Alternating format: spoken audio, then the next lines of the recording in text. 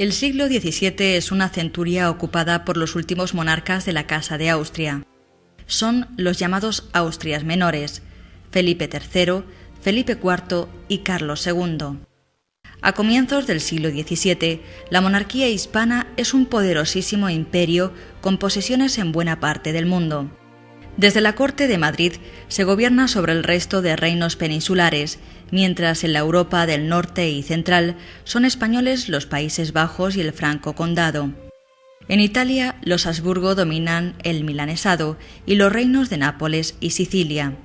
La presencia hispana en África es pequeña, aunque estratégica, con las plazas de Orán y Melilla, además de las Canarias, escala esencial en la navegación hacia América.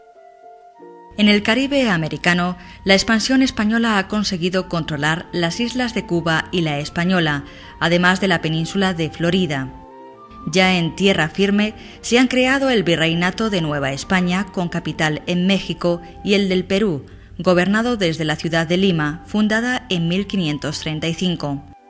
Por último, en Asia, la presencia española se traduce en la colonización de las Islas Filipinas. Desde 1581 y hasta 1640, el Reino de Portugal se integra en la monarquía hispánica, lo que suma a esta nuevos territorios. Los navegantes portugueses, volcados en el comercio con Oriente, han establecido numerosas e importantes escalas, como las Azores y Madeira. En África cuentan con factorías en Tánger, Ceuta, Guinea, Accra, Angola y la costa oriental africana. En la península arábiga, los portugueses controlan el estrecho de Ormuz. En la India, establecen factorías en Diu, Goa y Ceilán. En Indonesia cuentan con colonias en Siriam, Malaca, Sumatra, Java, Célebes y Timor. Finalmente, la estratégica Macao les abre las puertas de la Gran China. También hay que considerar las posesiones portuguesas en América, una amplia franja costera en Brasil que cuenta con ciudades como Río o Recife. A pesar de poseer tan vasto imperio, estos son años de decadencia y un tremendo desgaste. Durante el siglo XVII se manifiesta en toda su crudeza el derrumbamiento de un imperio forjado a través de conquistas y herencias. España se ve acosada por múltiples frentes en el exterior, incapaz de gestionar los extensos y diversos territorios que conforman la monarquía hispánica. Francia e Inglaterra se perfilan como grandes potencias dispuestas a ocupar el lugar hegemónico que España abandona paso a paso.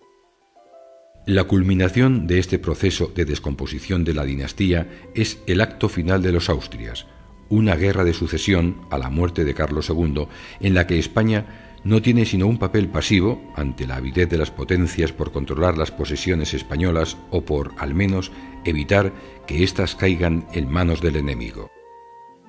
El tremendo esfuerzo realizado por la corona en defensa de los territorios bajo su soberanía dificulta la adopción de reformas en el interior, necesarias ante los graves problemas económicos y políticos que acucian al país. Las reformas son reiteradamente solicitadas por los arbitristas, y la falta de respuesta de los monarcas y sus válidos facilita el enfrentamiento con las oligarquías locales que gobiernan los reinos, opuestas a realizar sacrificios fiscales y a cualquier atisbo de transformación que suponga menoscabo de su poder. Pero si la situación política permite hablar de una crisis continuada en lo político y en lo económico, paradójicamente en el ámbito de la cultura y las artes se asiste a un periodo de esplendor y plenitud. Son los años de Cervantes, Lope, Calderón, Quevedo, Velázquez, Zurbarán o Murillo, entre tantas otras figuras. Estamos en el llamado siglo de oro de la cultura española, un periodo de límites difusos e imprecisos marcado por la eclosión del barroco y la contrarreforma. El arte del momento llama a la piedad y al recogimiento interior. El mundo católico se siente amenazado por protestantes, judíos y musulmanes y observa en el arte, especialmente en la pintura y la escultura, un medio para hacer llegar a la población el mensaje de la ortodoxia y los valores cristianos. Santos mártires o penitentes, escenas de piedad o pasión, Cristos yacentes, componen el imaginario de un catolicismo que busca imperiosamente referentes con los que enfrentarse a un mundo cambiante. Los autores del Siglo de Oro nos hablan de una España con ciudades populosas como Madrid o Sevilla, donde conviven juntas las casas de ricos y pobres. La vida de las ciudades se organiza en torno a la Plaza Mayor.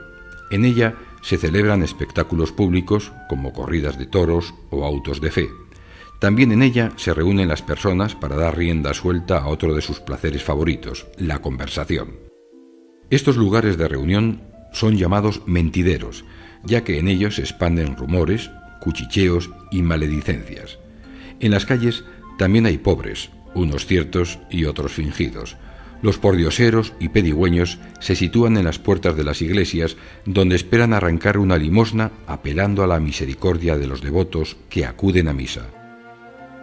En la España del Siglo de Oro, el teatro fue una de las diversiones principales.